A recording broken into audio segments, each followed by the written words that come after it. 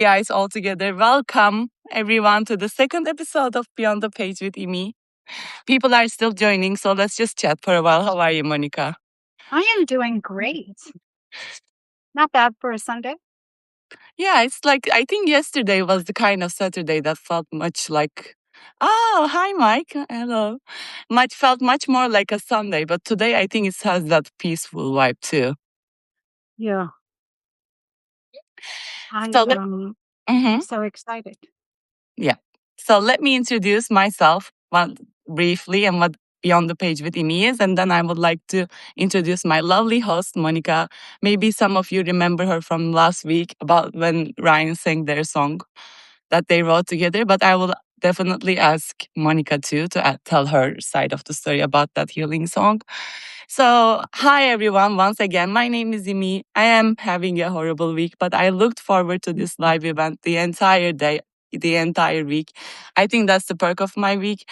The last episode we had was with Quantum Quill 2 weeks ago, and Beyond the Page Imi is my initiative to just help some creators to get a bit more spotlight to themselves and to their work. I already share most of my writing, in fact, all of my writing for free. So Beyond the Page Imi is my paid subscriber initiative.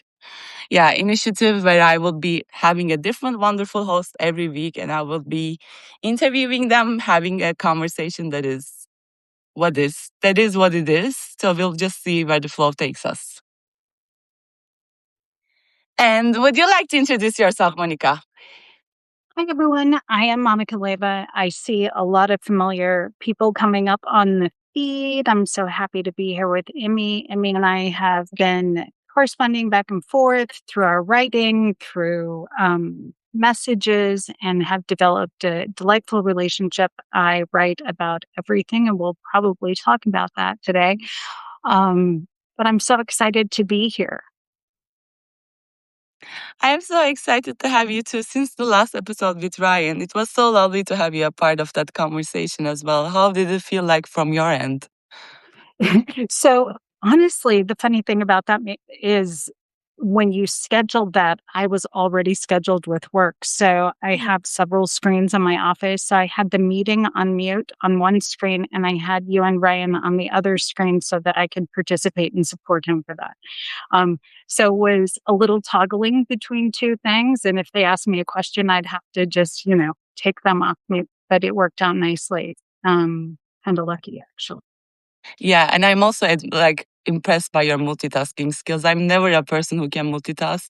Like paying attention to both sides, I will probably be anxious about it throughout all the time, but that's good. Yeah, it can be a challenge, but I think in my line of work, the ability to multitask is really important. So As far as I know, you were working in health research, right? yes, so I am a clinical research scientist, and I work mostly in the cardiorenal metabolic arena. I started my career in the hospital, actually, in the cardiac cath lab and EP lab, and then moved up into administration and ran the cardiovascular service line for a large health system in Virginia before I started working at Duke in research. And now I run clinical trials. That sounds very impressive. Such an amazing background. So, my next question is something that is basically that I was like, so me and Monica, everyone prepared three questions that we will be asking each other, but the conversation organically led itself towards the first question I wanted to ask Monica. So you just explain your extensive background in such a profound area, which is mostly about health and health research and academia. So how did you find yourself writing? I've always been a writer, so I have written from the time I was, I don't know, early adolescent, I would say, and wrote a lot of poetry growing up. I also write publications in clinical research. And then I had a big heartbreak and I started journaling, and then journaling turned into a memoir. And then there were so many other things I wanted to say. I had to find Substack for a place for it to all land. And it was a very happy accident. I think that's like sometimes heartbreaks are even serving much more for the purpose of writing than it's does for the relationships itself. That's what I've been facing recently. I agree. I think the wonderful thing about writing is it helps you organize your thoughts and get them out of your head. I don't know about you, but for me, when I went through that really difficult time, the thing that was most challenging for me was the fact that it was like a recorder saying the same things over and over in my head. And the Yeah. ability to write it down and just put it on the page and let it go was Mhm. profound. I think that's like one of the reasons why we connected so well, Monica. I think we have a lot of similarities. Like my writing journey started as the same way. I've never intended to write a memoir, but I just started journaling. And as you said, it starts from this huge, big, messed up pile where you cannot see things clearly. But as you write it down, it gives you the sort of insights, as like our audience who just said it, Carolyn said. So it gives you insight. And sometimes our mind gets so tangled up in those thoughts that it's just like maybe putting it on the paper gives us a third person perspective. I think that's right. And I think it's also one of the most profound things that happened to me that I didn't expect is one, people read what I write. Me And too. I didn't expect that either. I still am extremely humbled by that. So, those of you who read my work who are joining today, thank you for that. There is a profound moment when somebody connects really deeply with something that you've written. And when they either comment or send you a direct message and you hear their story and how they felt that that piece connected with either something they'd been through previously or what they're going through currently, it feels like the work has purpose. It does. I cannot think of like a more profound feeling than that. One time when I was at the very beginning of it, a person reached out and said like my writing gave them strength when they were struggling with cancer and chemotherapy. Like it was like 9 months ago. I still tell to everyone there are some nice people who are saying nice things. Dido is appreciating us getting together in this live. And Monica, it's because you built one of the strongest communities here on Substack. You give and you receive. That is so true. Love you people. Love you people. And did you guys know that Monica does a weekly Word of Lens series where she highlights and curates specifically each post that she asks from her subscribers to read, and she very thoughtfully makes them into a library, or like it even feels like a hall of fame sometimes, like hall of, I don't know. How would you explain it, Monica? So I came up with the idea of because there are so many brilliant writers on Substack. I wanted to find a way that I could use my science brain and analyze their work as opposed to just restacking and commenting. And that's how the Word of Lens came to be. I thought, well, what if I give them a theme every week and they have to choose one word to describe that piece within their work? And then I analyze it through the lens that they've given me. And one, it's helped me become a better writer, but two, it helps me take a stronger look at the piece itself and find all of those little tiny nuances that mean something to the writer. I had a writer send me a note yesterday, I think after the Word of Lens, and I think it was James. And I think he said, I didn't see it that way. I didn't see it that way. Thank you for saying that, because I think sometimes when you're looking through it and doing an analysis, you notice things that the writer didn't even notice. And that has been really fun for me. That is such an interesting perspective to look at. By the way, I never knew that was the background process of like the versus lens. Interesting. So you actually, when a reader gives their work, like a writer sends their work with that word, you actually go through and analyze whether that word is a fit, or do you just? And so I believe that the word that they've chosen fits. It's reading it through that lens. So Oh, I I read understand.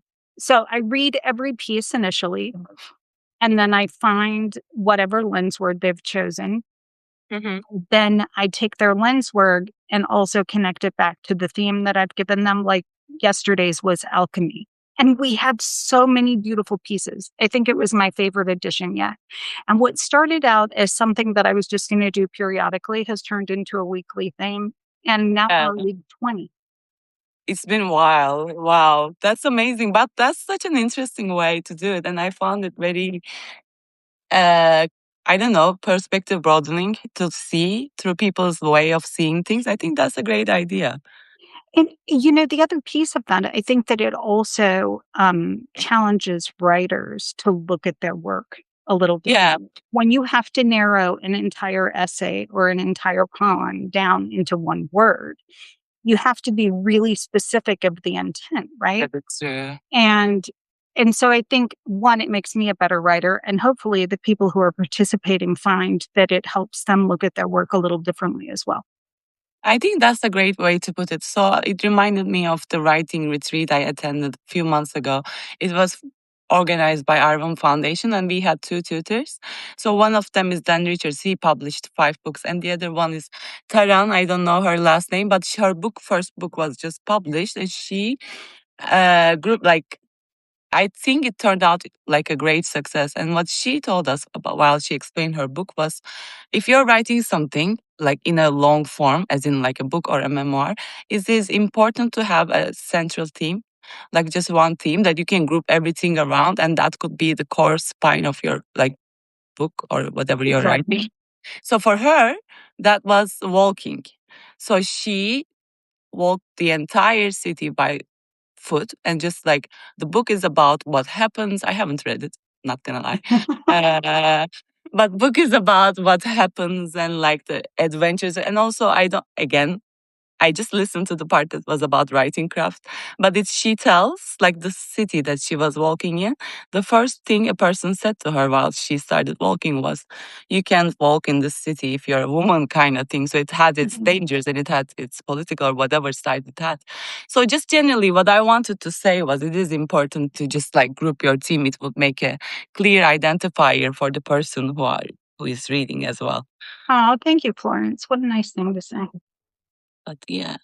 You have so many fans, Monica. This is amazing. I'm so happy to have those people all in our audience. Okay, so would you like to ask me a question then? I do. So let me just scroll up because I have it on my other screen because I'm a fan of having 3 different screens in my office. I'm a little spoiled. Okay. So I'm going to start with a tricky one. Okay. Hopefully you can just, give me your perspective. So many of your pieces explore the difference between who you are and who you've learned to be. And I guess my biggest question is, was there a particular moment in your life where you realized that you were not the same person? I think yes. And I think that is actually very recently. I always felt like I was experiencing that transition. But last week when I went to Turkey, so before that, just as a bit of background, like before my health got worse, like before my health got really terrible, I was this person who was a social butterfly, always around people. No wasn't an option for an answer for me to give to people. People pleaser, but also happy to please people. That's not who I thought I was. After my health got better, following these entire hell of a months for a while, Yeah. I first tried to force myself into former patterns and former habits, or even just like seeing people who I used to see in the same way that I used to saw them, but none of them felt like they fit who I was, but I didn't know who that person was either. So moving to London gave me a lot of space to be who I want to. I didn't know who I want to be, to just be. And that in that space, was able to see when I'm on my own, when I have that space for creation to emerge. I started to develop an own sense of self. But the moment I realized that the other person was gone and probably would never come back was the time I left and visited my family in Turkey last week, and I felt a bit like I grieved a bit too, because going back in Turkey, I am used to being that person who I just explained, just like always energized, always loves to be around people. I am not that person anymore. And if it's, especially if you're living in a house full of 5 people, it starts to feel like it didn't used to, but like in that recent trip, I started to feel overwhelmed by like coming across, running into someone every time I switch the room. And when someone says, "Oh, you like to hang out all like more by yourself now," I guess, even if they don't say it as a like a mean or like a Mhm. criticizing way, I realized I felt bad. Not because I want to be that person again, but because just grief.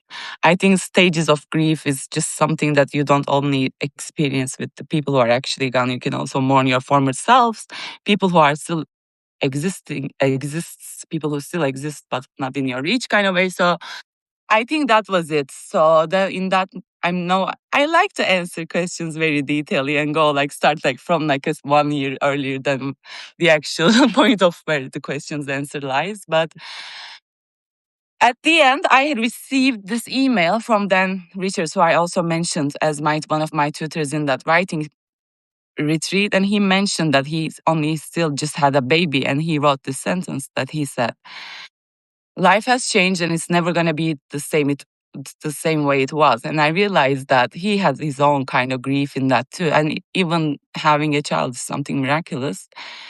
We are allowed to grieve for a former version of ourselves, even though not necessarily we do not want to be that person again. So I replied to him saying similar stuff like that.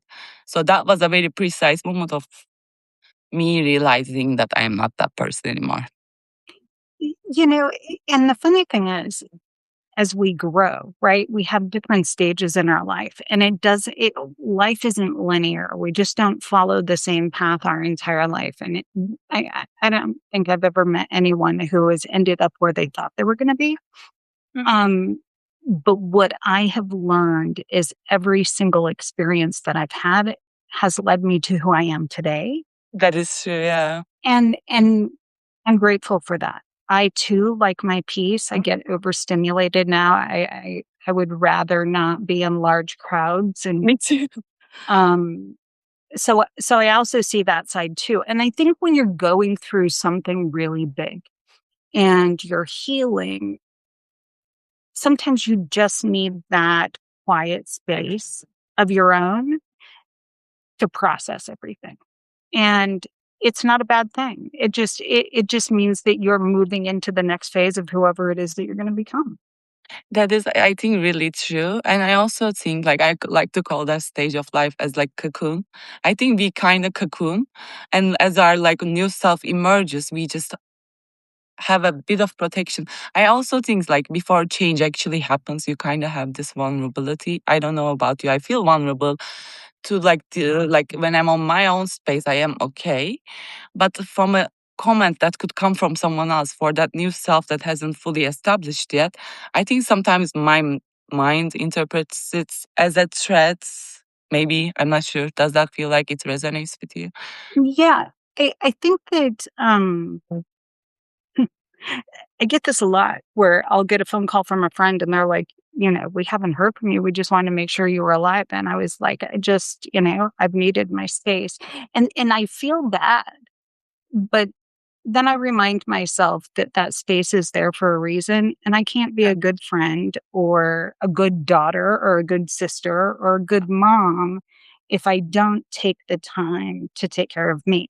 And that's one of the biggest things that I have really focused on over the last couple of years is focusing on stop worrying about the needs of everybody else. It's not that they're not important. And I want to make sure that I'm, supporting everybody that I love, but I can't do that effectively without taking care of me first. Exactly. That is very true.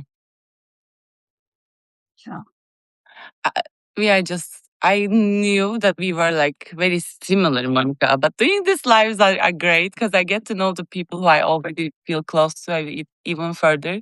So it's nice. Okay, it so is here, nice. here comes my second question for you. Ooh, second question.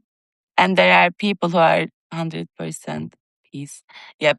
Thank you, guys. I didn't. Yeah, Lilo Torchi is saying that if you're still in that transition space, it's hard to navigate criticism from others. I'm glad it resonated because the foundation hasn't built yet. It can easily make you go fight or flight mode. That is true, and I'm usually in the flight mode when that happens. My sister likes to call it as I don't like to take criticism at all. Maybe that's true. Maybe that's who I am. Anyway. So, my second question is to you, Monica. When I read your work, and this was a question that I also asked Ryan too, because I am a fan of our prompt question that we gave to people who wanted to join to Write It Anyway contest, which is so when I read your work, one thing that immediately read your work, immediately stood out to me was that you don't confine yourself into a single genre. And you don't also you move between so naturally around personal essays, reflections, research, storytelling, poetry, and it feels very refreshing as a reader to just come to your page and just have a variety of choices that are all very beautifully written. But I am curious, your writing to me, whenever I read it, feels like has like a very quiet confidence to it. And it never feels like you're trying to persuade your reader or prove a point, but more instead like it invites us to slow down and notice things we might otherwise overlooked. So I was wondering, what is the story your voice is trying to tell to you and your readers?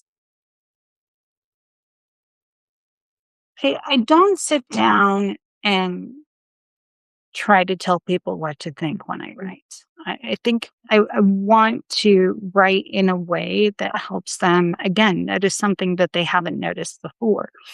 We live in a world that moves very quickly, and writing becomes my way of slowing down and paying attention to those quiet moments and ordinary acts of kindness or stories that people carry that they don't want to talk about. So, whether I'm writing about healthcare, a poem, speculative fiction, I'm always asking myself the same question. What does this reveal about being human? What does it reveal about humanity? And if there's one thread, and I'm sure that many of those who read all of my work will see this, that everything I write is that every person's story is worth listening to. And if a reader finishes something that I've written and walks away with a little more curiosity or a little more empathy, or even if they feel just a little less alone, I feel like I've accomplished what I set out to do. That is nice. Yeah, that sounds beautiful. Someone once said to me, I love that sentence stayed with me. A person is much more interesting than a footnote. Like I think like that's something that always reminds me. Like even it's not about even the story itself. Like every moment deserves to be told if that has something that stood out for someone. So yeah. Is it my turn to ask a question? And yeah, is it the last question? Because I'm so excited for our next topic ahead too. I know. Okay. So let me pick one that is easier. Let me see what. If someone has spent years living according to expectations that were never truly their own, what would be your advice to tell them to find their way back? Can you repeat the question?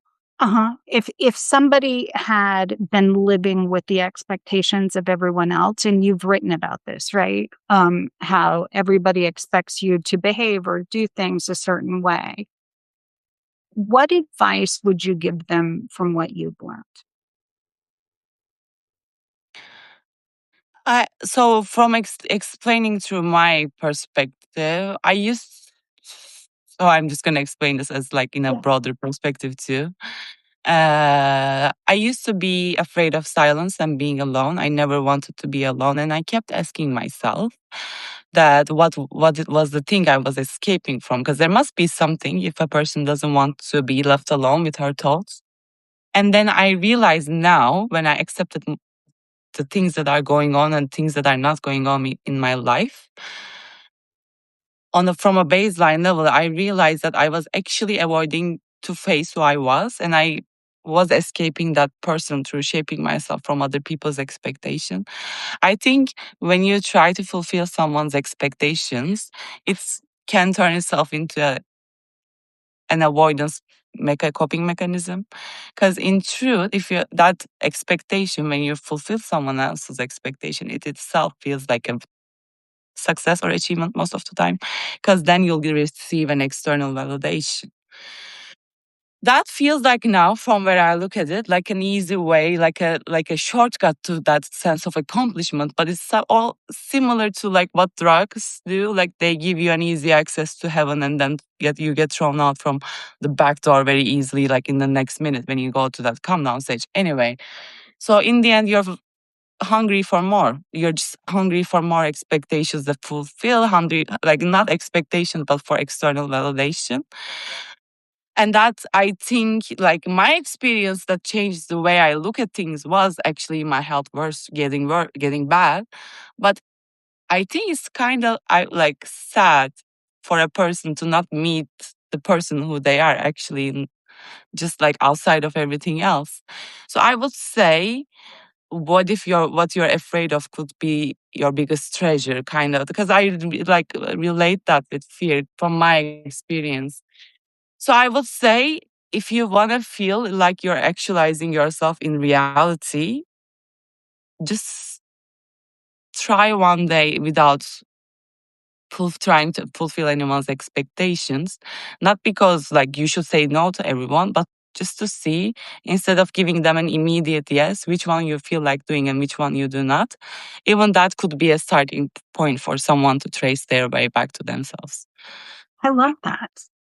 I love that. I think when we use all of our energy focusing on the expectations of others, we lose sight of what our own expectations and beliefs are, and it stops us from moving forward. So I like that, taking a Oh, pause and taking a break from that. It's I great think, advice. yeah, thank you. I think so. Avoidance is something interesting. Okay, so my last question to you, Monica, is that imagine a stranger read every piece you've ever published. What is the one thing you would hope they would know about you that isn't actually written anywhere on the page? Mm, That's a really good question. I think so. I would love for our audience, if they feel like answering, to type their chats, their Yeah, answers. and I would love to hear what they think too. I consider myself genre agnostic. It's my favorite coined phrase. I wrote about that in an essay that I wrote recently, the day I realized I wasn't a niche, because That was a great piece. If anyone hadn't checked it out, Monica's, that the day I realized I wasn't a niche. I think when I first came to Substack, there were all these people who just stuck to one lane, and I just have never been that person. I think, one, because my brain just can't work that way, and if it did, I would be so bored. So I hope that when people read everything that I write, that they see that my voice is the same, the way I write is the same, and it doesn't matter if I'm writing about science or if I'm writing poetry or if I'm writing fiction. The underlying thing of every one of my pieces is humanity, and what is the lesson that we learn from that. Mhm. And if if I hoped that anything would be conveyed, that would be it. Can you repeat your last sentence one more time? If I could convey one thing, I would hope that that would be it. That at the end of the day, it's about being human. It's about how we treat each other. It's about doing the right thing. And I would hope that that comes across in my writing. Yeah, I think it does. But your answer rose a follow-up question in me. So you mentioned about doing what's right. I recently started having problems with these labels, like as doing it's the right thing or doing the wrong thing. I wonder what defines what's right or what's wrong. So what defines your right? Well, it depends on what I'm writing, though. So if I'm writing about science, I'm specifically usually focused on guidelines and doing what we should be doing for patients because there are so many disparities in healthcare, whether it's socioeconomic status, if it is race, if it is financially being able to afford medications. I think everybody should get the same care regardless. And it can be subjective, right? So if I believe that somebody should treat someone with kindness, somebody else might disagree with that. I have to stay true to who I am, and so my writing is really my own personal beliefs. Yeah. That is right. I was thinking, right? I think so. I like that answer a lot actually, because I think like everyone's right or wrong is actually defined by who they are. So I will, yeah. Okay. So that was my last question, I think. Yeah. But I want to have another question where we discussed earlier. So we have been talking with Monica and we've been connected for a long time ago and we are realized that we resonate to each other's posts about love and relationships the most, like although like there are lots of resonance throughout from each other's work. Me and Monica wanted to dedicate this episode of like to discuss relationships just generally with everything, of course with writing, but kind of with like love and romance as well. So yeah, Monica, so how's your life has been lately, and do you have anything to kick us off about this discussion, or should I just ask you my question? Um, so currently I'm not in a relationship. I am not dating. I'm kind of taking a break from all of that. I needed to kind of separate for a while. And a lot of that was my own healing. And I found that I kind of have enjoyed having my own space and time. So that's where I am now. It doesn't mean that I'm not open to finding love again. And I will be open to that. It just doesn't define who I am.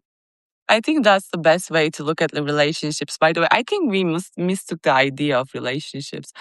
From where I see, including myself, I've always treated as something that should be that is an aid to my life, like that is something that is fulfilling a gap. But it should be something that complements life. Like if you have like your own life, and if you enjoy someone else's company, so that's my take on it too. So I do agree with you. That's funny because whenever I do start seeing someone, I always say, I don't need a man in my life. I want someone who complements my life. So it's funny that you would use that exact word because that's what I say all the time. Yeah. I hate relationships these days. So I just before I move on, I kind of hate them. I kind of lost my belief in. That's okay. Yeah. So we talked about our pieces and the writing that, like, I remember one of my pieces that stood out to you about these kind of love and relationships. I know I have my answer in mind, but I just wanted to see if it fits with your thinking. So, what was the piece that I wrote that you? The one piece that has continued to stay with me Mhm. is the one that you titled The Myth of Love. Oh, really? I. Because it felt like, and I read it again today, and Oh. it was so profound to me because I felt like I was looking at a mirror. Oh, that is such a like. That's so nice to hear. Yeah. Just from your perspective, not the details weren't the same, but the moments were the same. Mhm. But the lines that gutted me, that have stayed with me, and I often read that piece. I think, I don't know, I must have read it 20 times since you've written it. That is one of the best things someone has ever told me. Thank you. But the thing that really got me were the last two lines where you said, "Will you remain a myth, or can I realize the fear of losing hope for you to be love? Did I ever know you?" It was so profound the way you landed the ending of that. Thank you. Um, and I think I've asked myself that same question so many times over the last year and a half. Um, did I ever know you? And so that piece felt like you were writing my thoughts. Yeah, that means a lot to hear, honestly. And I'm like thinking of how it impacted you because you kind of experienced the same questioning with love. What was your answer that you gave like throughout the time? And like even at times it changed. Did you ever know love? Because I haven't yet, I think. I did. I did. And it was profound and wonderful until it wasn't. And um it's okay. But I did ask I have asked my question that same question 1,000 times. Did I ever know you? And, I don't know that I'll ever know the answer. That is also very true.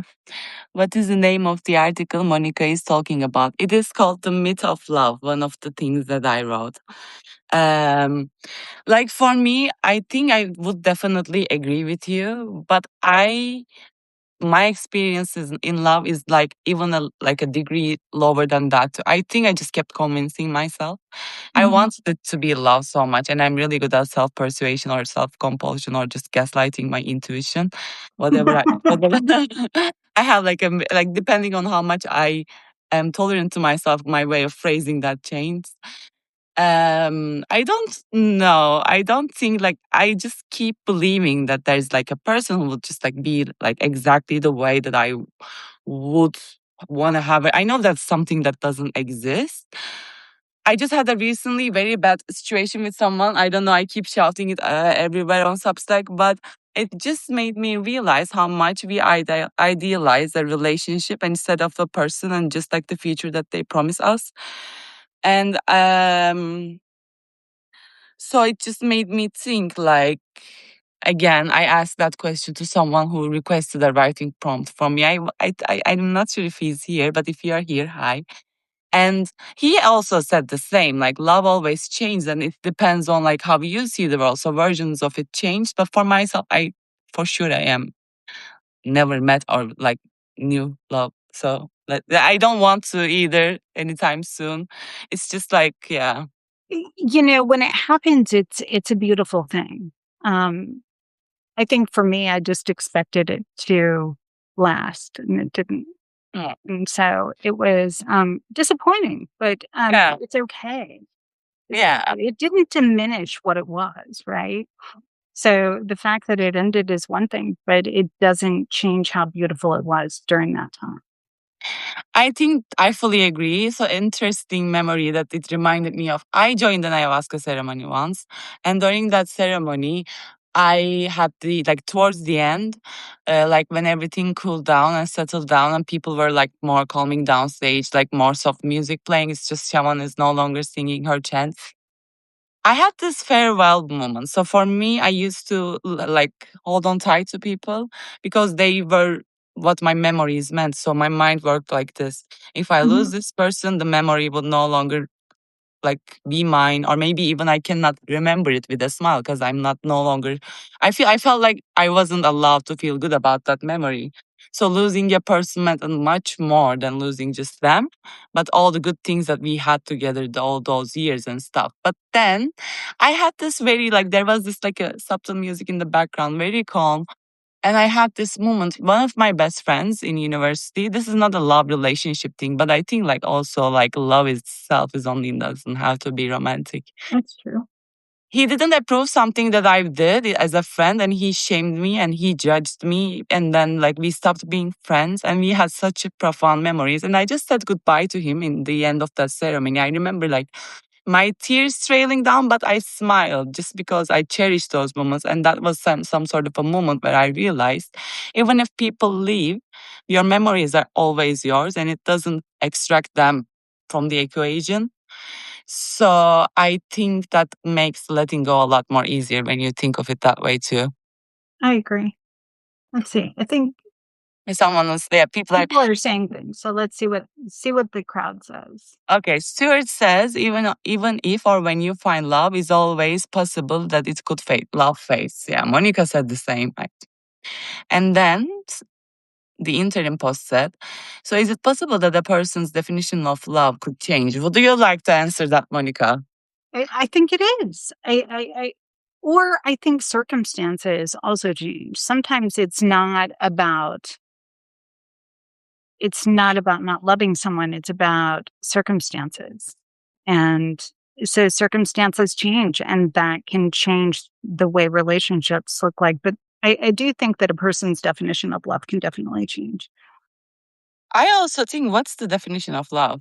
Like, that's something that I always got puzzled when I think of this question. You know, I don't know that I have one solid definition. I can tell you that I've had some wonderful loves in my life outside of my family and my children. Like my love that I have for my children is just unconditional. Um, but I've had some really amazing relationships in my life, and they were profound and meaningful, but they were all different. Yeah, right?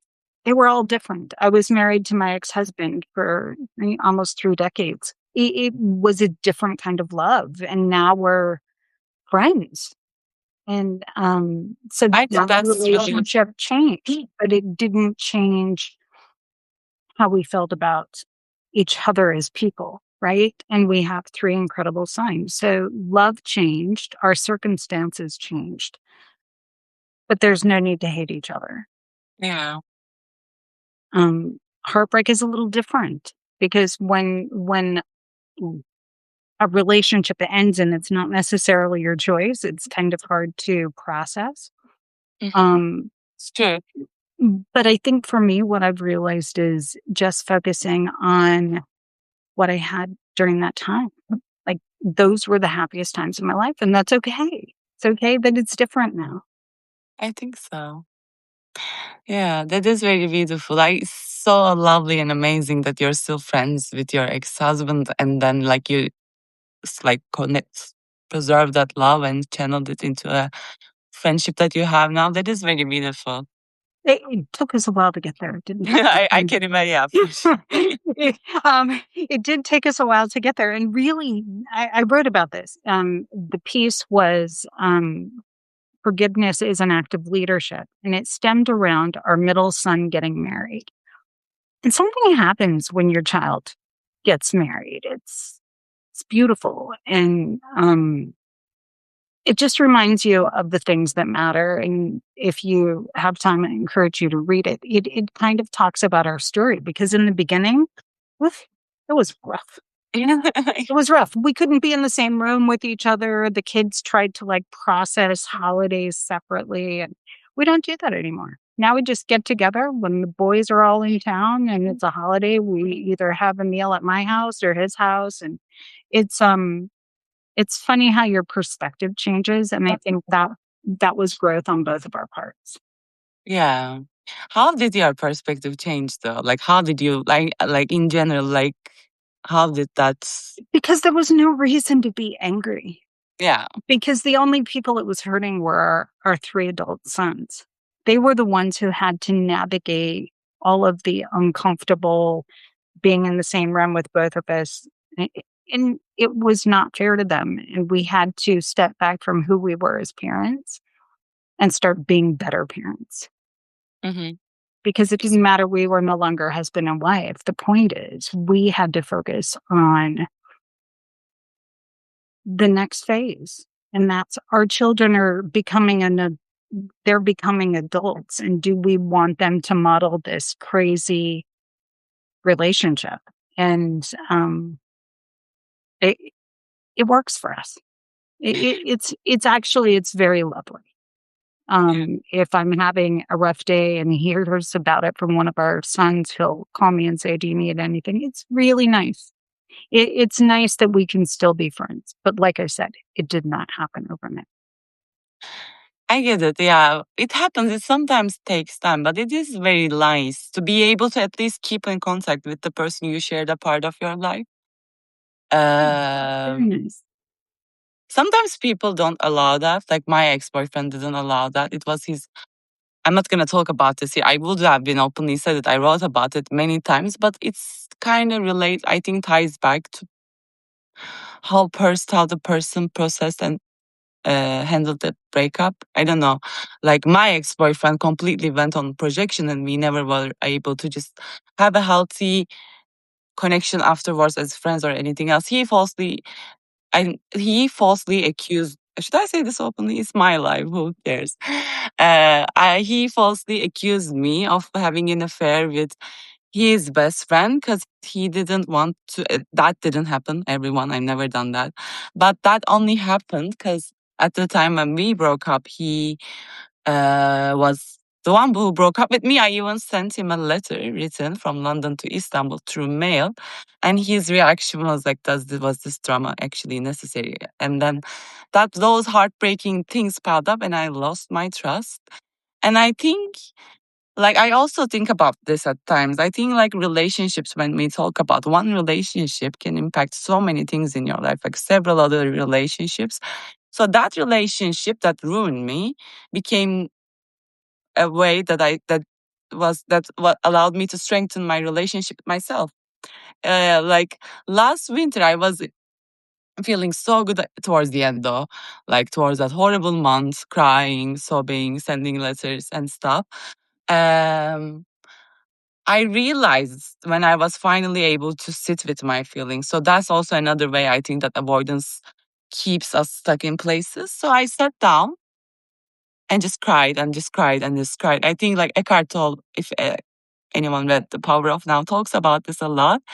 So like when there is the emotion, like if any of you is processing breakup as well, like when there is the emotion inside you, first of all, our thoughts are our reactions to our emotions are our reactions to our thoughts. And if you have a thought, like the more you show resistance towards it, the more it grows friction. It's impossible for you to not think that. So if you're having a state where you wouldn't want to experience, just allow yourself to experience. I had that in the past. Another ex-boyfriend. It was like I didn't want to miss him, but for 5 minutes I said, okay, I'll allow myself to miss him. That's the worst thing that can happen. And 5 minutes later, it just passed. So like for me, I allowed myself to do that while when guys always process their feelings later than girls. I think that's like something that is usually happens in relationships. So when I processed, he couldn't, and when he came back, I didn't want to get back together. So his way of coping is just to project the blame on me. So I think in a way that acceptance about what's like just yours, because also it's not about breakup doesn't I think only touch your relationship with the other person. You also see a different sense of self that you have because you lost that sense of self that you had in the relationship. That's true. It's true. And I think for us, with my ex-husband, that we just finally decided it was enough because none of that mattered anymore. Yeah, that's interesting. None of it mattered anymore. What mattered was we have 3 incredible young men who are doing incredible things with their lives, and that became our focus. That's lovely. And it allowed us to just let it go. And it doesn't mean that we didn't talk about the things that led to the end of our marriage. We did. But we were finally able to discuss it without the hurt. Yeah, hurt. I was speaking to someone the other day because you talk about your love towards your children, and it sounds very magical. So I was talking to someone the other day, and I said that maternal feeling or just parental feeling must be like I can't imagine because I've never been a parent, but I don't even have the word to define it because like I know I love my mom, but I know I don't love her as much as she loves me. And hearing you speak about your children is such a like amazing, feels underrated when I describe it. But it must be profound. It's it's for me, and I can't speak for everyone, but for me, it is the strongest love because it doesn't matter if they make mistakes. It doesn't matter if they hurt my feelings. They are the only relationships that I have where it doesn't matter what they do, That is amazing. still love them. And they're good kids. I don't mean to say, but they do occasionally hurt my feelings. Um, but it doesn't matter because there is something profound is the best word. You said it first. It it's a profound love. It's a Yeah, proud, and I didn't realize I was the same way. I couldn't understand why my mother was that way, and now I get it. that sounds lovely. I remember when someone like if answered this question always the same. Whenever someone asked me, "Who would you call if you killed someone?" I would call my mom for sure. I know it for a fact. She would help me to cover it up and like. We all need somebody who has a Yeah. shovel in the trunk. Yeah, like I think that's like something that a person, like just as you described, because whatever they do is not wrong. I remember at one time in university, I got suspended from university. My father still doesn't know. Um, for a week, and I cheated on an exam. I'm the worst cheater ever. I can never lie, first of all. And when I cheat, I get so excited. My palms get sweaty. I just make it so obvious. And then it was a different type of classroom. Like, we were baited actually. Like, our teacher had the entire class in an auditorium, and the rest who wanted to take the class in a room where there were no examiners. It was like a social experiment. Every year, she just finds some person who thinks they're smarter than the teacher, like myself, and catches them. I heard that the same thing happened to the girl the year before me. That was the only class that I wasn't doing great. And I cheated a bit, but you know, those kind of cheating when you don't really have to look, but you just want to be sure. And if you're a perfectionist, and that was so unnecessary. And at the end of the exam, they gave each of us papers asking like, there was no examiners, but the papers said, did I suspect anyone cheating?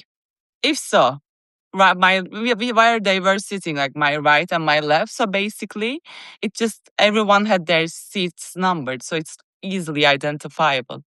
I can't like I am a very expressive person, so I was so anxious about it and went to the toilet and then saw this girl in the bathroom. Blah blah blah.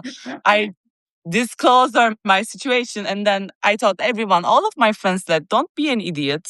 Like they're never gonna send you to like a disciplinary, or like you're never gonna get suspension. 1 month later, I received the email that is asking me to come and give my defense. My mother is a lawyer. And I asked her I just said, like, my mom, I cheated. I can't, like, what's gonna happen? She says the exact advice she gave me was, you didn't cheat. If you want anyone to believe in your cause or claim, you just have to believe it yourself. And then she like literally practiced my disciplinary committee. That she literally practiced, like like she wasn't judgy or anything. Of course, parents get mad, but in the end of the day, it's nice to have someone that is in your corner and always has your back. And that's like really beautiful to see the way you talk about your children. Thank you. I think Stuart sent you a message. You're a great co-host, Monica. You're keeping eye on the chat. Well, it caught my eye. Stuart said, even if when you find love, it's always possible that it could fade. Yeah, we read that one, I think.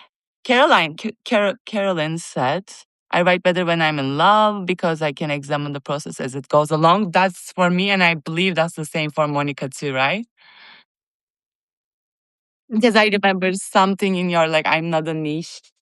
I realize I'm not a niche piece. You mentioned something like how you discuss, like you made the foolishness of not scheduling or planning every post ahead, but then just going with the flow, right? That's right. That's right. I write whatever is in my heart at that given moment. Yeah.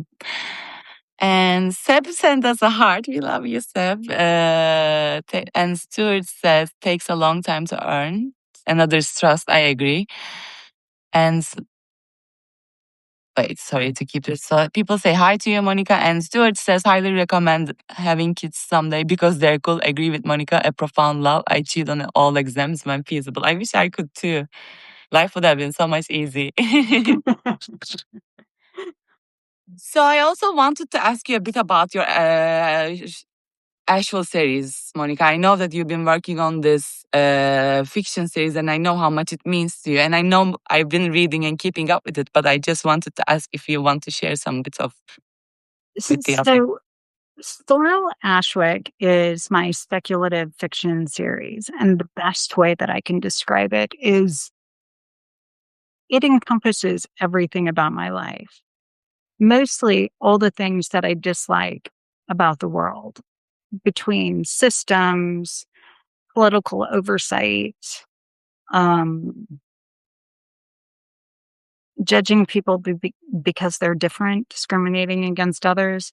And Sorrel is this amazing child who's born with very amazing abilities. And the story starts as she's born. And as you follow the story, you'll find what everyone else is doing in response. So the government is, running tests, and they're monitoring her home, and they're creating containment areas for children like her.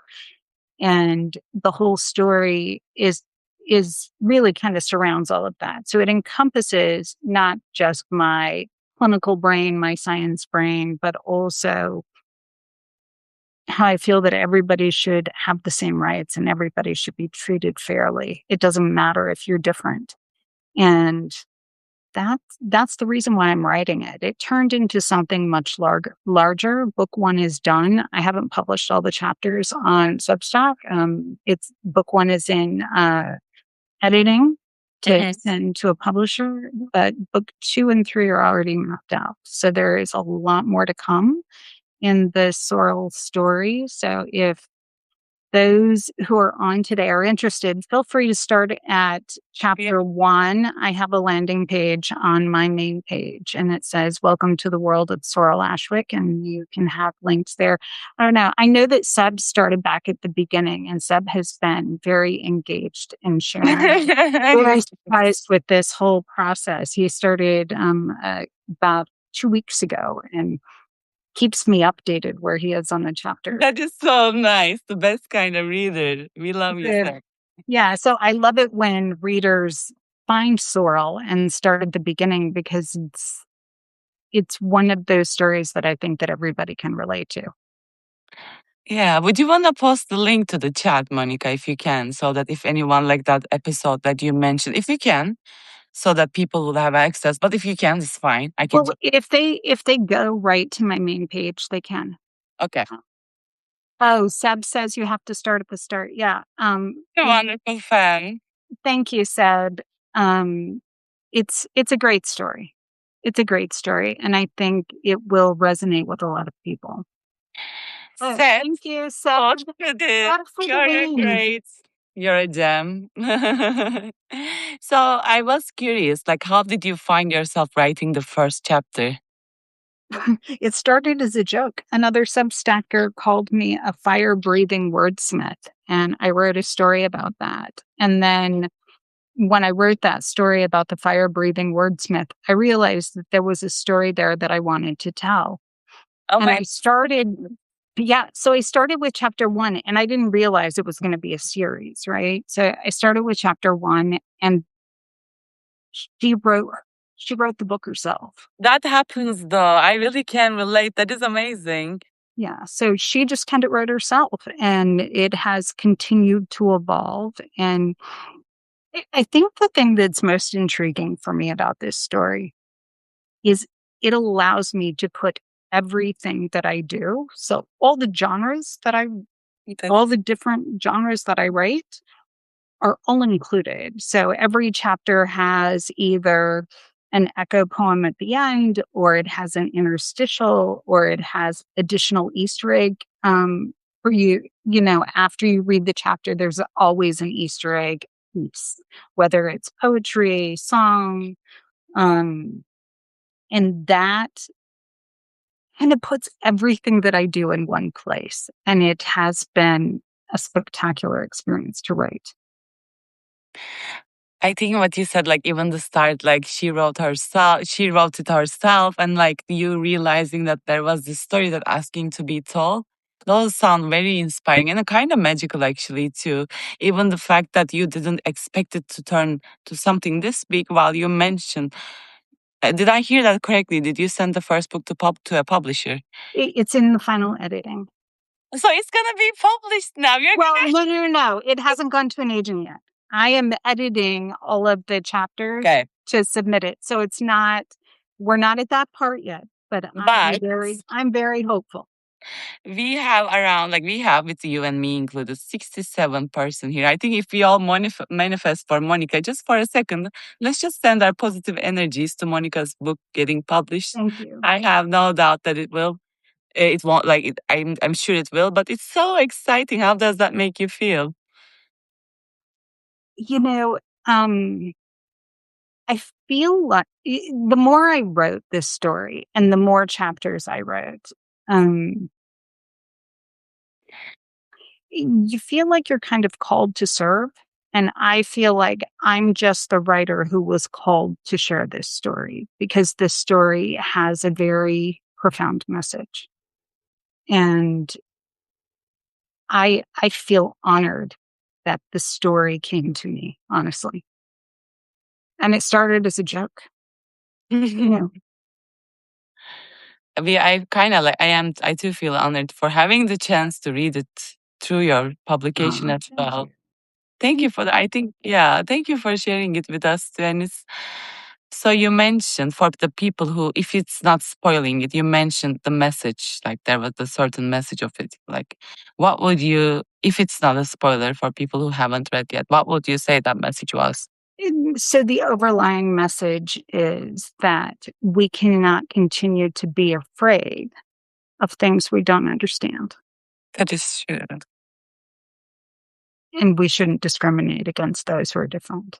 And there's so many details. Aw, thank you, Monica. Um, it that's that's without giving a spoiler because Yeah, I encourage people to read it if they're interested. me Start at too. one if you like it, continue. Um, I feel very honored that I have so many loyal readers. I can't tell you how many direct messages I get on Tuesday. You're publishing a chapter tomorrow, right? Yeah. Oh my God, that's Wednesday, amazing. Thursday, a new chapter comes out every Wednesday, That is amazing. and my loyal readers look for it. Your loyal readers are all a part of our audience, I would assume. They're all cheering you on from the chat, and it's lovely to have such a community. Yeah, I think isn't that the beauty of Substack, Emmy, that we grow these networks. And what is really wonderful, you and I share a lot of subscribers in common. And I think you and I think similarly about a lot of things. Mhm. And people resonate with that. But I'm still kind of gobsmacked that people read what I write. It's such an honor. It's such an honor to me that people find value in the work that I put out and continue to read. And they're not just reading science articles or poems or the speculative fiction. They're reading everything. And that to me is the best compliment. And so I can't thank all of my supporters enough for that. Yeah, I get what you say, and I get that pause to just scout for the best word to describe it, because that feeling for people to be interested in what you have to say actually is one of the, like, I think that was the best feeling I've ever experienced in my life too. I just went, hi, Labrinthia. Labrinthia said hi to us. I'm happy to see you here. For me, it was the same. Like, I would look up to these. Like, when I first opened my Substack, I would just like send my writing to my friends, family. They wouldn't read it most of the time, usually. Same. All my family are subscribers, and when I look at my stats, they're not reading it. I'm so No. disappointed. Yeah, my father only reads it, but he doesn't speak English. So he has AI translating him my words. There was one time where I think that I removed him. He was also a paid subscriber. I removed him from my subscriber list because I thought one of my posts wouldn't be appropriate for him to read it. So he was like that kind of an engaging family member, but none of my family reads it either. Like friends also. I don't know if it's like the way of they know you, because like I'm not sure why is that for. But then seeing like many people who don't even know you, I sometimes also find myself thinking when why would people be interested in this?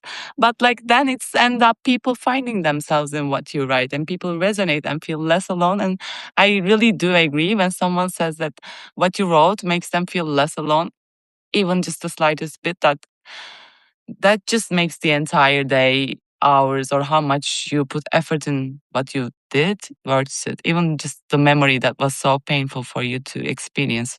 That It's you so put. true. And I think that the community on Substack is writers empowering other writers. And we know that we have writers at all levels. Some are just starting to write, some have been writing their whole lives, some are trying to figure out their voice, some are dabbling in things like speculative fiction. I've never written fiction before this. Me Um, too.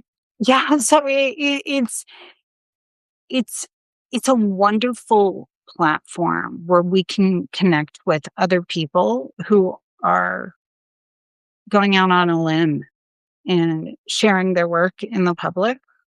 I think that for me, initially, I was like, we'll see what happens.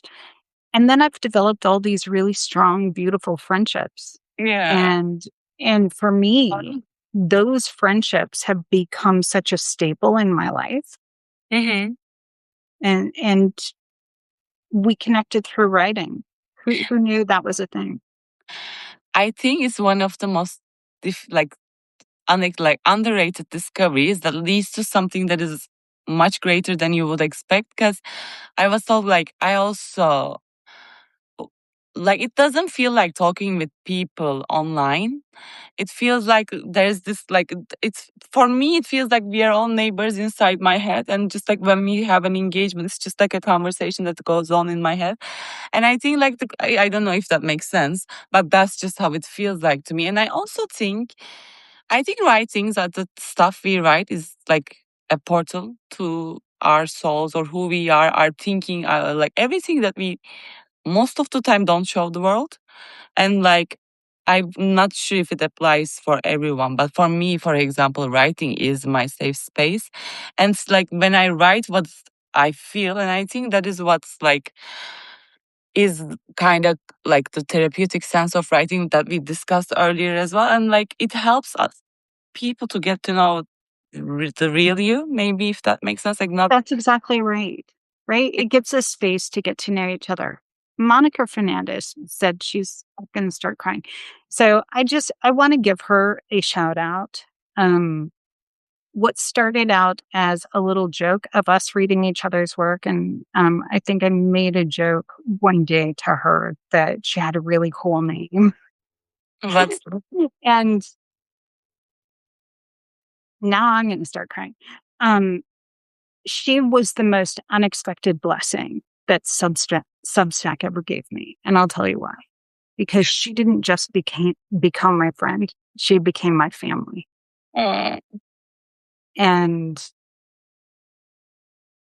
when I need someone with a shovel in the back of their car, she's going to be the person I call. I can't stop smiling. So now she's probably crying. Mm. That is so beautiful. Love you, Squared. It is so amazing that you built such a powerful bond through Substack. It is so amazing that like, and it's like probably the people you wouldn't come across in real life that you connect through. He's just like, yeah. It's crazy. I mean, look at us. I mean, you and I have developed this friendship. We check on each other. If I see something that whether it's a note or something, and I think, ooh, that doesn't sound good, I make it a point to check out, send you a message, and make sure that you're okay. I think we become very connected with people in a way that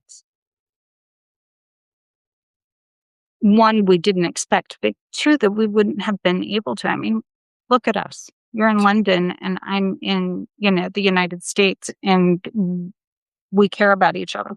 I mean, how often does that happen? It's like not.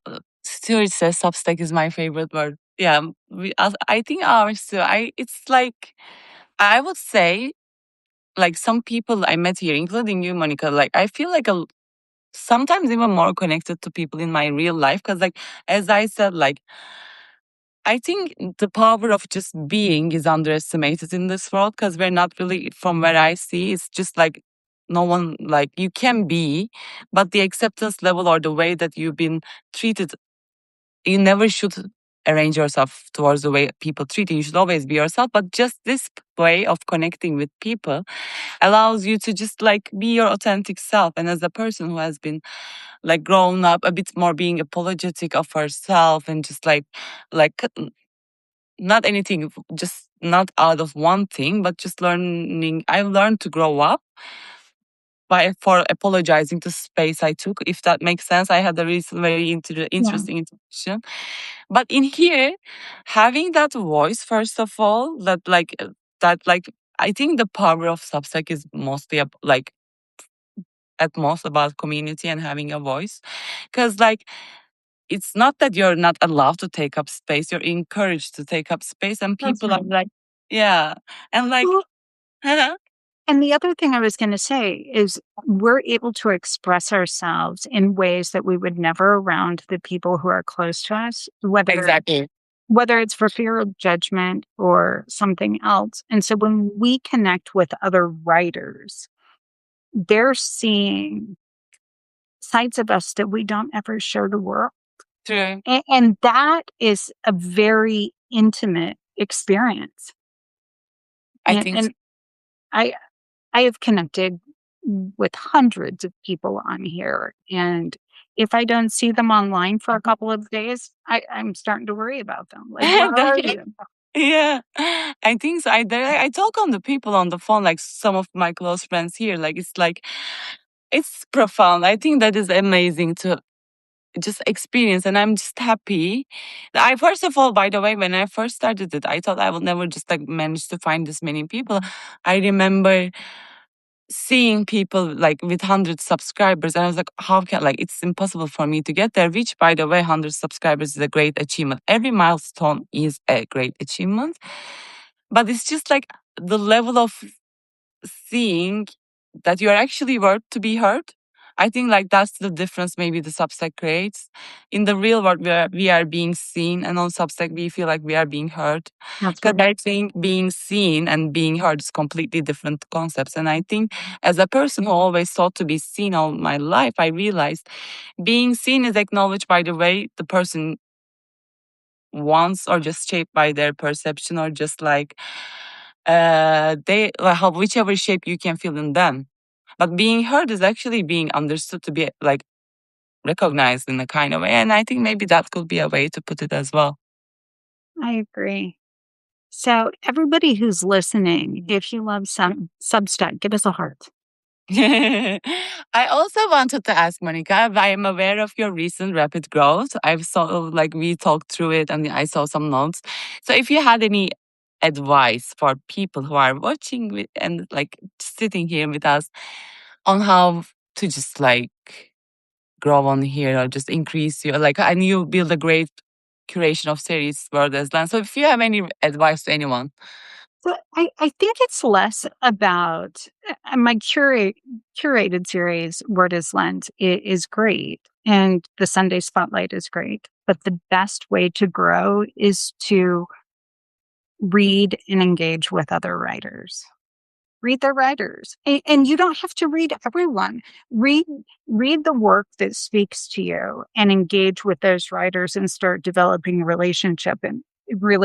And what happens then is you get referred into their network and you are then exposed to additional writers that you probably wouldn't have seen before. And for me, the greatest and it was kind of out of my comfort zone to engage with strangers, honestly. It was weird for me in the beginning. And you get the creepers here and there who are sending you DMs. But that's what we need box, by the way. But by and large, the best way to grow on Substack, and your writing does not have to be perfect. Mine wasn't perfect when I started. It's not perfect now. The best way is to engage with others And the only way to do that is to not just write and post, but to read and respond. That is true. I like to say that like as much as you want your work to be read, other people does want it too. Indeed. And yeah, and everyone has something to teach you. I didn't write the way I do right now when I first started. And I think like it's never perfect. I think a sentence never reaches its perfection because I don't also believe there's something as perfect. But what I was trying to say, everyone teaches something different. And like, I think what you said about connecting with other writers and commenting to their works, like it just only doesn't work with their writing, but through connections.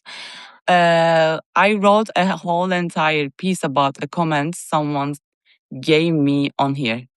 So like he's just like the way he's like, it wasn't like a feel, like it was just it inspired me. So inspiration, you can never know where it can come from either. So yeah.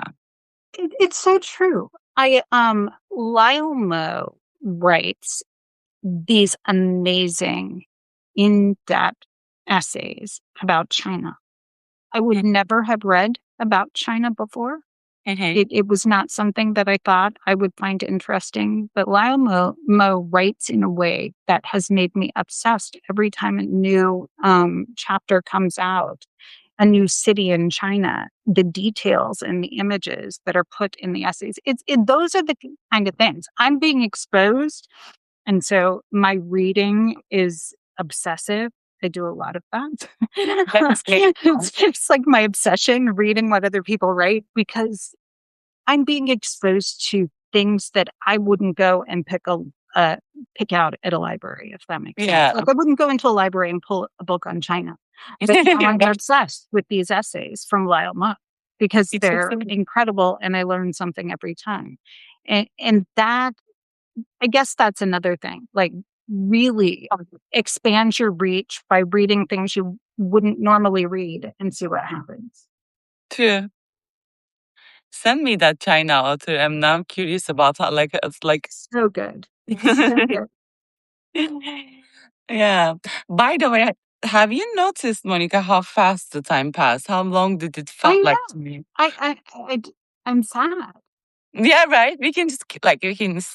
I'm in charge here, so we can just let it go. I I love it when you're in charge. And Me too. if anybody wants to ask us any questions, Yeah, I think like when I decided to do my own live, the first time the seed was planted, was I was on someone else's live, and I loved like I could have kept talking until the morning, and I was like, it was finished because like that's his structure, like this that was his way of structuring it. So that day I was like, should I start my own live just to talk?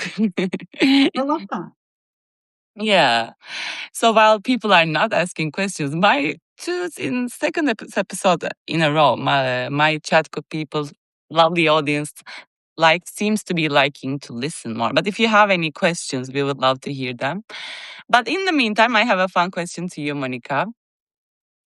I wrote, what's the most Monica sentence you've ever written? Not your favorite, but the one you kept thinking, yep, that's unmistakably me. Yeah, I actually, I knew that was going to be a question. So Yeah.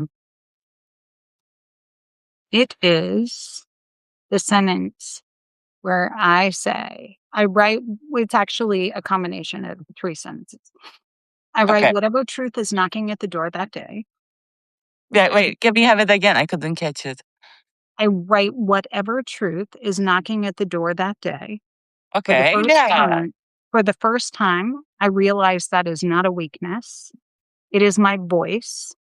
And I'm happy to say I am genre agnostic. I love that. It was when I wrote that piece, it was like I finally gave myself permission to be different. And I had been different on Substack for 6 months, right? But I kept thinking, should I do more of this? Should I do more of that? And I just finally that day I just was, I'm just gonna write whatever it is. Just Because yeah. that's what speaks to me. And that was the most Monica thing I've ever said. Because it was my truth. It was who I am. Yeah. That is very beautiful. And I love the phrase genre agnostic.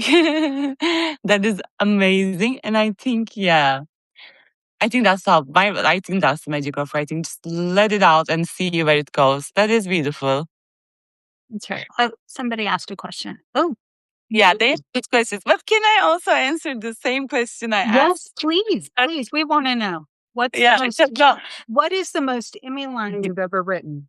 because I keep making this joke inside my head and find it funny. And this is the first time I have the opportunity to share it with people.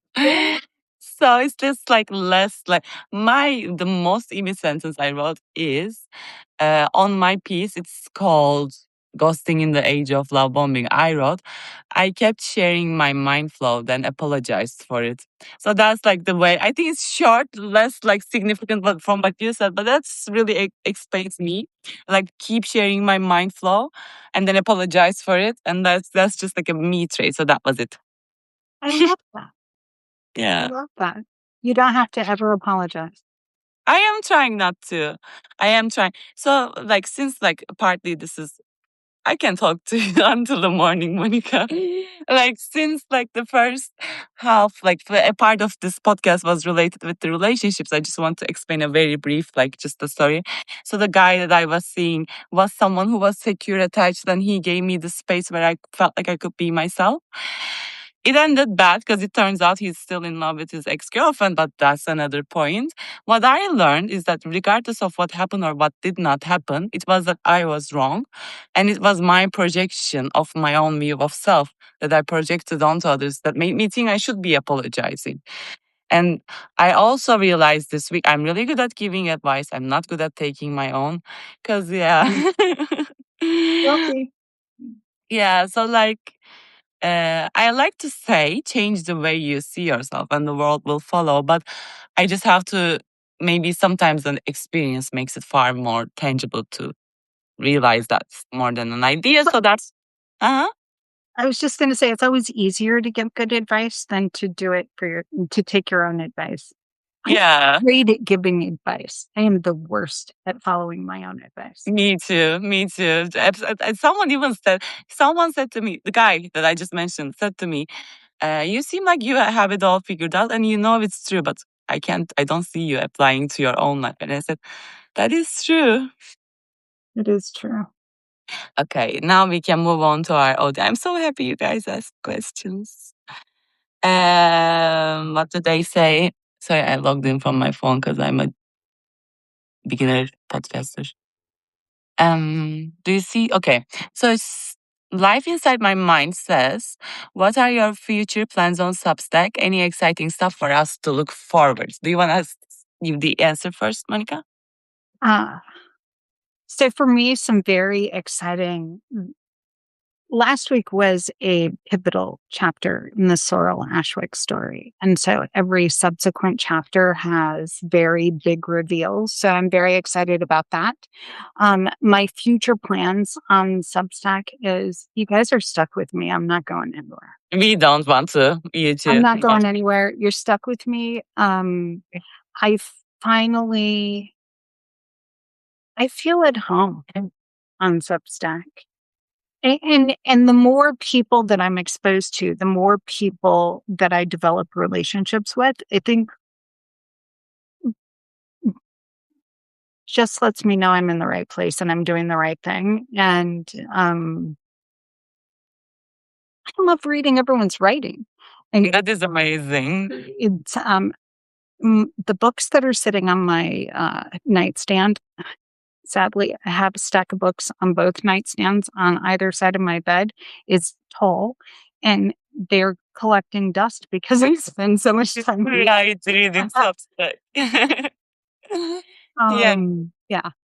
How about you? What are your plans for Substack? And do you have any big reveals coming up? I have some ideas that could be like turned into good pieces, but they're very much in an idea format. I will think about ideas that will keep people excited for the upcoming projects. I will be lying if I had any in my mind now. But what my plans are in with Substack is that I love experimenting here. I love engaging with people. I just love to read other people's work too, because like it stays with you. I think it's just like, as you said, Monica, there's one of my beloved subscribers, Jay. I don't think he's here. If he's here or if he ever watched the replay, I love you. He wrote this he wrote this piece once, like while I was depressed this winter. I'm speaking actually. Aw, Yeah, but yes. no, not to me, not for Oh, my healing. Like it's just like a collective healing piece. And I read it, and at the time I was like not I wasn't able to keep up with anything, and the piece was about procrastination, and Jay is a very insightful person.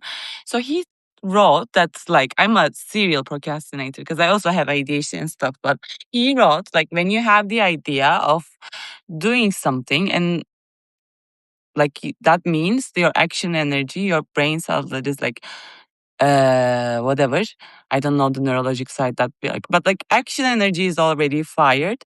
And then when you postpone it later, that fire just fades. And then not probably, you end up not doing it. So once you have an idea of doing something, just go after it. That helped me a lot, even now, not only when I was depressed.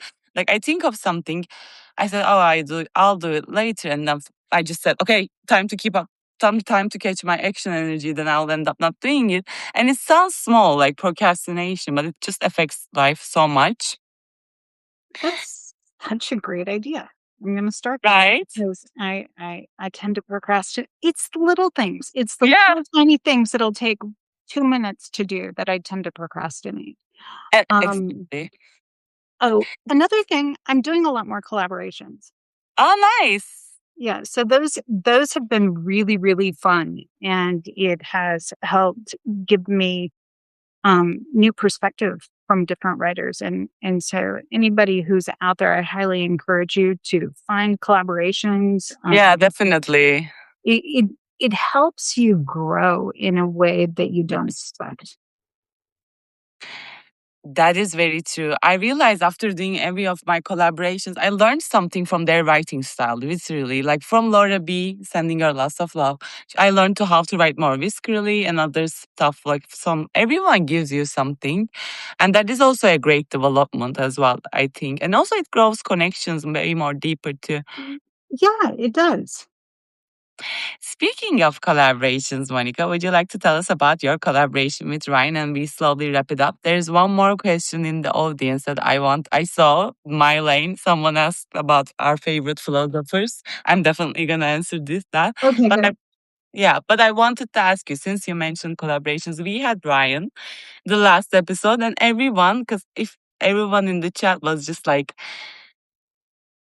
we're all overflowed with joy and that healing energy that the song gave all of us. I think it's something that we all felt, and we know like Ryan told your side of the story as well. But if there is anything you would like to add to that collaboration or anything you would like to share, anything about it? So the funny thing about that collaboration, Ryan and I had talked about doing a collaboration, and we had, for whatever reason, we decided to come up with an anthem, right? And I had already written that piece, and I said, "Well, what about this?" And he loved it and decided to write the music that went along with it. And he did work with some of the lyric and change the lyric a little bit so that it fit the music. But the day that he sent me the demo, like his first go at it, I had had a really terrible day. So I had an assault back in January and I had gone to court that day. Okay. That's the day he sent me that. And I cried. It was it's funny because we were doing something fun and it ended up being something really profound, and the universe has a funny way about giving you exactly what you need in that moment, and that day it was the song that we created together. Um I think it's a beautiful song. The words we still rise will remain, we will remain. I think it's relatable to anybody. That it doesn't matter what happens to you, getting out this what matters. Yeah. And he's such a delight to work with. He's just all kinds of beautiful things about humanity. That is true. Yeah, that is true. Ryan is really lovely. And what you said about it, we will still rise, we will still remain. Sometimes like it's just like sounds like we will rise, like three words, and it's like like simple words, but it has so much power. And it's like when the song itself found me the day I read it, I still remember where I was sitting, what time of the day was. I Aww. yeah, I remember. I thought like I really needed this today. And I think everyone who listened it 2 weeks ago quite loved it. And it's so nice that it has like this kind of a background story. I do agree for everything, like not maybe even everything, but these kind of stuff. I believe in universe as Me its way. too. Me too. I don't believe there are any accidents. I think that I, everything I happens for a reason. I actually agree with that. Can I, since we're chatting, like, so for example, about like completely unrelated topic, but I just wanted to share about the universe, what everything happens. And I wanted to get your opinion on it too, Monica, and then we can Okay. maybe slowly, it's very basic. So like, I, should I not say? So I had a visa appointment last Monday and I did my application very slowly. And I've been intending to go to this Prague writing school and I applied and I paid for everything. And that's the only like after this horrible situation that's happened last week, my visa got rejected. And for the first time in my life, I found that very profound and it made the impact much more significant in a positive way than the rejection itself. Usually in the past, not usually, always. First, I would call my mom, right? The first thing I would cry to her as if she can change anything. I would just like tear myself apart and just like blame myself, hate myself. Like the last thing I start doing is to look for other solutions. For the first time, I knew it meant more than anything to me, and I, first of all, didn't call anyone for the first 3 hours when I found out it got rejected. That was a huge success for me. But like, it wasn't even about calling. I didn't react the way I would usually. And I noticed that change in me. And like, it felt like I just came home, looked at every other places I can find a visa appointment. When I realized that maybe it may not be possible, I started looking other like schools. I found some. And the next day I woke up with the burden of not having anything to look forward to in life and just like having this horrible time. Generally, things are going bad. And then I find a new appointment that just had opened up on this like tomorrow, Monday at 9:30 a.m. And it's the only day I could make it for on time for me to make it to the school as well. And my sister was inviting me to this holiday for over the weekend. I know it's too long. Over the weekend, but and I didn't go, and I fought my intuition a lot because I felt like I shouldn't be. I didn't want to go, but I also wanted to get a distraction. So if I went to that holiday, I would have missed the entire opportunity of like finding another appointment. I would found out that my visa was rejected too late, and I kind of believe that this visa appointment. I'm a spiritual person, so I believe like I passed the test. That's how I like to see it. I think like do you think like that sounds like something so wishful thinking? No, I think that the energy we create and the energy that we put out comes back to us. Mhm. And so if we are exuding negative energy, then negative things tend to compound, right, over time. But you changed your perception, you changed the way that you reacted, and the universe rewarded you. Right? I think there's Like no reason not to believe that. I'm with you 100%.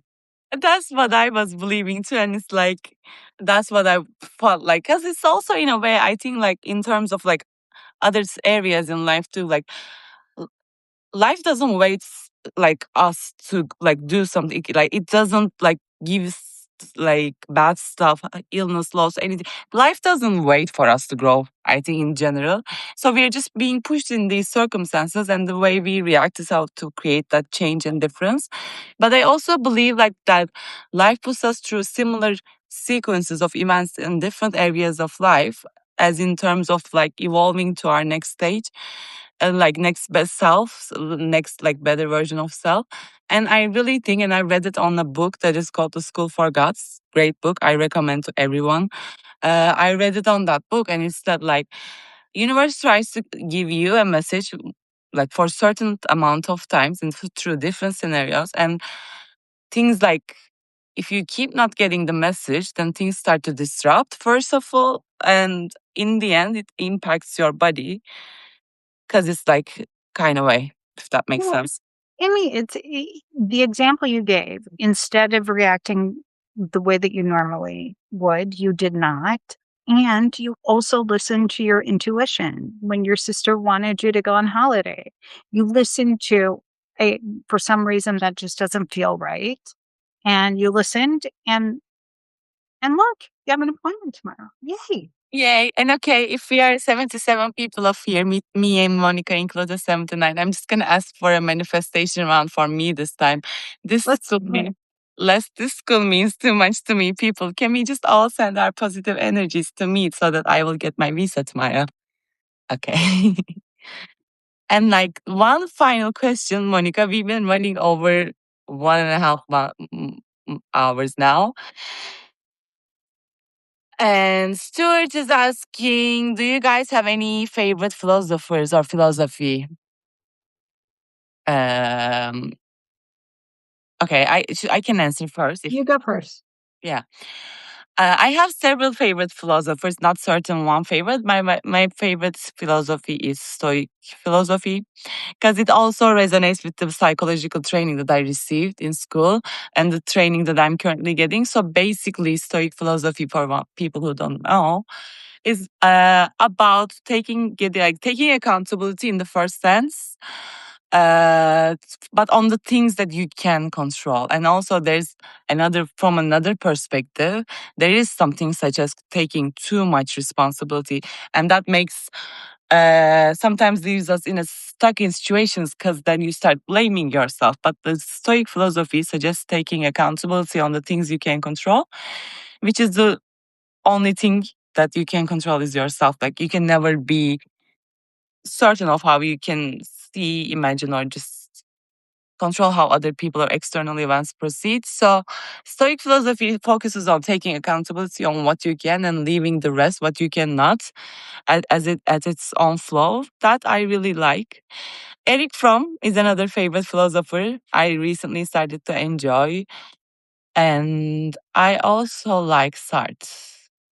Yeah, I like existential philosophers too. I'm a I person. love that. Yeah, Okay. yeah. Um, so for me, I'm a huge fan of the works of Plato. Mostly, as you would probably all suspect, it surrounds around justice and knowledge, and I'm all about that. So I have always leaned into a lot of the works of Plato. Mm-hmm. That is nice. Yeah, I should read more Plato. And I also I don't know if you heard this woman. It's like more like a Buddhist philosophy, Monica, but I will really recommend and anyone who is reading Pema Chodron. Yeah, that's someone I love. I have her book, but it's just gonna take me a long time to get it. Yeah. So yeah. And Stewart says, same Monica, Socrates and Kindred Plato, spirit. truth and beauty. Socrates is was my second runner up. I love, I thought yeah. we had to choose a favorite. So Yeah. I'm never good at choosing favorites. I'm never good with favorites. I can't do favorites. I can't even choose my favorite food. Yeah, I think that was like one of the easier ones for me, but it's just because I accepted that every year it changes. Yeah. Okay, so I think like I would have talked to you even an hour longer than this, Monica, but I feel like you'll be returning us as for another episode as a co-host I in the think future. we should definitely do this again. This was really fun. And I'm so excited that we went a half an hour over and all of these beautiful people stayed. Yeah, I am too. Thank you for everyone. Thank you everyone who joined and stayed with us. Your support means the world, honestly. And for this week, I'm not gonna lie, I had a horrible week. I just kept talking about it throughout anyway, but it's just nice to have this family here, to have these people who support you. For me, my community is, I'm not calling you guys a family just because the sake of it. I really do see it that way. And I'm so happy to be blessed with all these wonderful people who are reading, tuning in, and feeling with me and with us. So thank you so much from my side. So if there is anything you would like to add, Monica, before we say goodbye to our audience. I would just echo thank you to everyone who stayed. I think this was a really fun discussion. Thank you for engaging in the chat and sending us your love through hearts. We love that. And Substack is a family. We are a growing community, and there is always room for more. So I am just honored that you read my work. So thank you for staying tuned during this very long. Yeah. It didn't seem long. That's the funny thing. You said it was like over an hour and a half, and I haven't even been looking at the clock, so I have no idea. I saw it directly, but I was just like, when we were reaching towards the end of the first hour, I was like, wow, has it really been like an hour? Yeah. So it felt like 15 minutes. And I have a takeaway message for both of us from this, Monica, because I realized, like, I was also thinking the same thing. Like you said, thank you for staying with us throughout this entire long chat, and I have the same idea. So, like, as we spoke of it in terms of writing as well, like being surprised of like people wanting to read our work. So I think like that kind of those two matched in my head, and I think in both of our sides. So, thank you. Look at all the hearts they're giving us. I love it. Okay. Love you, everyone. About the next episode of Beyond the Page with me, I haven't still put a certain day. I'm planning on having Laura B as my next guest with a special. Yeah, we'll be discussing something different. Less intellectual, morbidity kind of way. Like we were talking on the phone the other day, and we said like we should have a live where we talk about our horrible dates that we had throughout our life, and like maybe that could be another idea if any one of you would look forward to that. So hopefully I see you there next. It was lovely to have Monica, and she's pretty very much. So thank you for being here with us, Monica. Thank you. It was my pleasure. Bye, everyone. I don't know how to close this. Okay.